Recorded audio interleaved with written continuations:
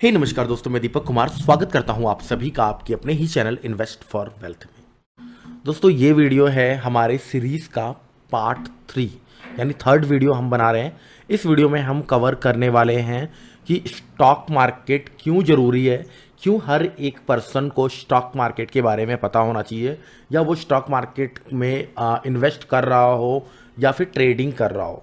Trading चलो दूर की बात है, हम साइड में रखते हैं, बट यहाँ पे हमें इन्वेस्टमेंट पे ज़रूर हर एक पर्सन को फोकस करना चाहिए जो भी हमारे इंडिया में, हमारे भारत में रहता है, राइट। तो इस वीडियो में हम कवर करने वाले हैं वाई ज़रूरी है, क्यों ज़रूरी है स्टॉक मार्केट, एंड सेकंड हम करेंगे कि अगर आप एक बिगिनर हो, एक न्यू हो, तो आपको स्टार्ट करने के लिए किन चीज़ों की रिक्वायरमेंट है, कैसे आप स्टॉक मार्केट में कदम रख सकते हैं, आप अपना पहला 100 रुपये, 10 रुपये, 5 रुपये या 1 रुपये भी कैसे स्टॉक मार्केट में इन्वेस्ट कर सकते हैं। चलिए वीडियो को आगे बढ़ते हैं। आगे बढ़ने से पहले चैनल को सब्सक्राइब नहीं किया है तो कर लीजिएगा, बेल आइकन को हिट कर लीजिएगा। हमारे इस चैनल पे फाइनेंस को लेके काफ़ी ज़्यादा हम अग्रेसिव हैं और हम चाहते हैं कि हर घर में हर बंदा फाइनेंस रिलेटेड चीज़ों को जानता हो, इवन स्टॉक मार्केट को तो अच्छे तरीके से समझ पाए। कोई कहे अगर कि भाई मैंने तो इस स्टॉक में निवेश किया है, तो ये उससे ये ना पूछे सामने वाला बंदा कि वो क्या होता है, बल्कि उसके काउंटर जवाब दे और क्वेश्चन करे, राइट। तो सबसे पहले क्यों ज़रूरी है स्टॉक मार्केट। देखिए, अगर मैं इन्वेस्टमेंट्स की बात करूं, अभी इस समय में इन्वेस्टमेंट्स की अगर मैं बात करूं तो, या पुराने टाइम पे मैं देखता हूं, पहले अगर हम थोड़ा सा 10 साल पीछे जाते हैं तो हमारे पास क्या ऑप्शंस थे, हम पैसा क्या करते थे। हमारे पास जो फंड्स होते थे, या तो हमारे पापा, हमारे दादाजी क्या करते थे, हमारे घर में ही रखते थे, पैसा होम में ही रखते थे। हाँ, और बहुत सारे लोगों ने तो ये भी सुना होगा, भाई मिट्टी खोद के मिट्टी के नीचे डाल दो, घड़े भर के रख दो, है ना। या फिर बैंक में रखते थे। हाँ, बैंक में भी बहुत कम लोग रखते थे, डर होता था कहीं पैसा कहीं चला ना जाए, बैंक में रखते थे। नेक्स्ट क्या है, एफडीज करते थे। हाँ, एफडी का ट्रेंड बहुत था, या गोल्ड वगैरह खरीद लिया करते थे। हाँ, गोल्ड खरीद लिया करते थे, ये सब चीज़ें थी यहाँ पे। या फिर बहुत सारे लोग जो है प्रॉपर्टीज़ में भी निवेश करते थे, बिल्डिंग ले लिया, प्लॉट ले लिया, बेसिकली प्लॉट्स का ज़्यादा क्रेज़ हुआ करता था। बट अभी अगर मैं बोलूँ कि यहाँ पे डाइवर्सिफिकेशन होना चाहिए, आपके पैसे एक जगह पे निवेश नहीं होने चाहिए।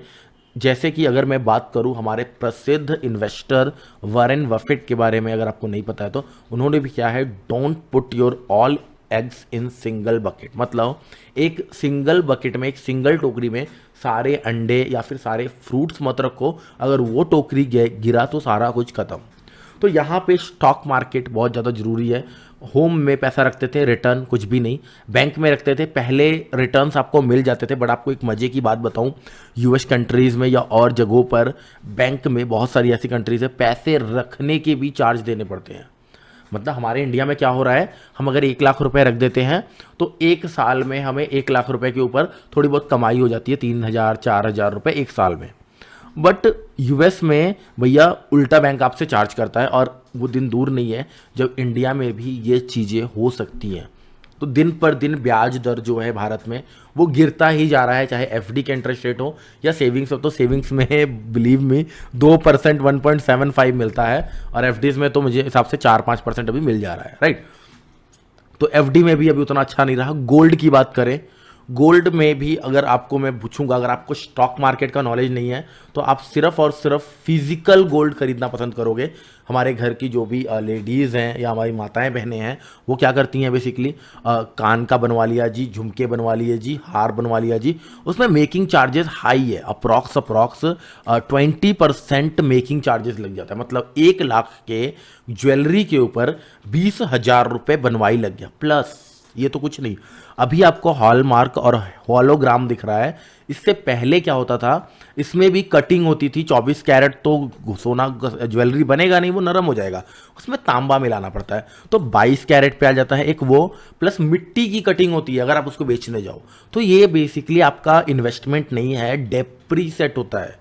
अगर आपको स्टॉक मार्केट का नॉलेज नहीं है तो आप फिजिकल गोल्ड खरीदोगे, चोरी होने का डर है, डेप्रीसिएशन है, बहुत दिक्कतें हैं। जितना पहनना है उतने के लिए सही है, बट अगर आप सोच रहे हो कि पैसा ज़्यादा हो गया है और हम गोल्ड खरीद के रख ले, वो घाटे का सौदा है, राइट। तो यहाँ पे गोल्ड को भी हम काटा कर दिए हैं। नेक्स्ट है प्रॉपर्टी। भैया ई लिक्विड है, ऑन स्पॉट पैसा चाहिए।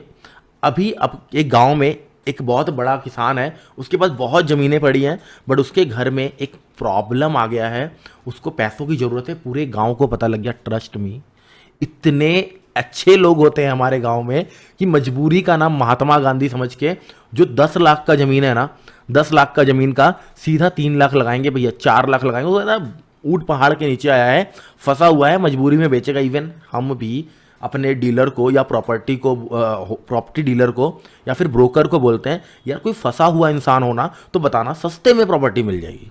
हाँ, कि उसकी मजबूरी का फ़ायदा उठा लेंगे। एग्जैक्टली तो प्रॉपर्टीज़ में भी मुझे नहीं लगता है कि इतना बढ़िया स्कोप है। हाँ, बहुत लंबे समय के लिए अगर आप रख रहे हो तो रख सकते हो, लेकिन अगर ऑल ऑफ योर अमाउंट अगर आप पूरा का पूरा पैसा प्रॉपर्टीज़ में लगा रहे हो तो मेरे हिसाब से सही नहीं है। एंड साथ ही साथ अगर बिल्डिंग वगैरह ले रहे हो तो डेप्रीसिएशन बहुत ज़्यादा है। अगर मैं 50 लाख का एक बिल्डिंग लूँगा, मान लीजिए उस पर कंस्ट्रक्शन कॉस्ट 20 लाख रुपीज़ है, तो वो 5 साल 10 साल के बाद जाके मलबा हो जाना है। जब आप सेल करने जाओगे तो लैंड का ही आपको पैसा मिलेगा, डेप्रीसेट हो जाएगा, आपका वो पैसा नहीं मिलेगा। जबकि वो पैसा अगर स्टॉक्स में या बैंक में रखेंगे तो आपका पूरा का पूरा मूल पड़ा होगा। मान लीजिए आपने 50 लाख का एक प्रॉपर्टी लिया, एक कोठी खरीदा या फिर एक फ्लैट खरीदा, उसको अपने रेंट पे चढ़ा दिया, 10,000 रुपये महीना या 15,000 रुपये महीना वो इनकम जनरेट करने लग गया। बट अगर आप उसको सेल करने जा रहे हो 10 साल 15 साल के बाद, प्रॉपर्टीज़ का रेट हाइक हुआ है, देन वेल एंड गुड। और अगर रेट हाइक नहीं हुआ है या और भी जैसे कई सारे ऐसे एरियाज़ हैं, मैंने अपनी आंखों से देखे हैं कि 10 साल में 1 रुपये भी रेट हाइक नहीं हुआ। क्यों? क्योंकि ऑलरेडी डेवलप हो चुके हैं वो एरियाज़, राइट। तो ये सब चीज़ें हैं, इस वजह से स्टॉक मार्केट की तरफ थोड़ा सा रुझान आना चाहिए। स्टॉक मार्केट में क्या है, कितना भी अमाउंट आप लगा सकते हैं। आपके पास 100 रुपये है, आपके पास 200 रुपये, आपके पास 500 रुपये है। बाय द वे आपको एक चीज़ बता दूं, अगर आपको नहीं पता स्टॉक मार्केट क्या है, ये तीसरा वीडियो है। जैसा कि मैंने बताया, हमने एक बिगिनर्स के लिए सीरीज शुरू की है। जो पहले के 2 वीडियो हैं उनके लिंक्स डिस्क्रिप्शन में मिलेंगे और आई बटन में भी मिलेंगे। बट अगर आपको नहीं पता स्टॉक मार्केट क्या है तो वो 2 वीडियोज़ जरूर गो थ्रू कीजिएगा, बहुत हेल्प मिलने वाला है। तो स्टॉक मार्केट में बेसिकली क्या है, ई लिक्विड है, मतलब जब मर्जी तब लिक्विडिटी। कल पैसों की जरूरत है, आज माल बेच दो, परसों पैसा उठा लेना। सारा का सारा माल बेचना है, बेच दो।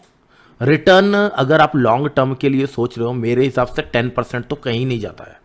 और साथ में डिविडेंड, बोनस, बायबैक, स्प्लिट, बहुत सारी चीज़ें हैं लॉन्ग टर्म वालों को जो कि मुनाफा मिलता है।